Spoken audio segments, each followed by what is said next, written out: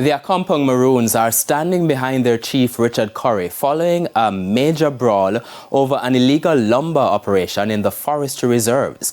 On Monday, the Forestry Department revisited the area to seize the remainder of the illegal lumber under heavy police and military guard. Kalisha Williams has details in this primetime news follow-up. A community united behind their chief. It comes days after residents in Quickstep, St. Elizabeth trapped members of the Forestry Department in the forest as they tried to clamp down on an illegal lumber operation. While the police issued a statement retracting their initial call for Colonel Richard Currie to turn himself in relation to the detention of the workers in the forest, the Accompong Maroons are upset. As a quiet people. They send call the chief over there, so why problem? When they send call him for no one know they want to stir up war. We're not going to stay with them, you know, sit and benickle the town, brother, because you understand? And we know, I ain't no one fan come, you understand, sir? But you come with good, no come with bad, brother, because we don't support that. But while the residents complained about how the situation unfolded, the Forestry Department had their eye on the prize. With a large contingent of soldiers and the police, they journeyed to Quickstep to continue their mission. So today we've returned to Quickstep to complete the removal of all of the timber that's been illegally harvested.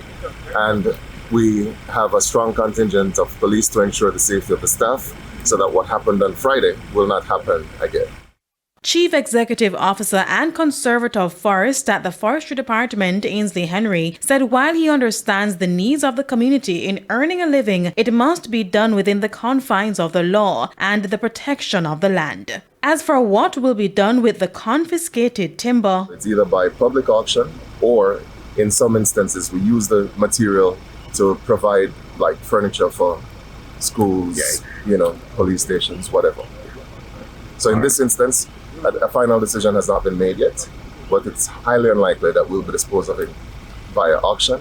In the meantime, Commanding Officer for the Area 3 Police Division, ACP Calvin Allen, says the police will not relent in finding the masterminds behind the illegal operation in the forest. We're leaving absolutely no stone unturned to treat with that aspect of the investigation while simultaneously to look at what led to citizens performing their official duties being barricaded and being put in that sort of danger.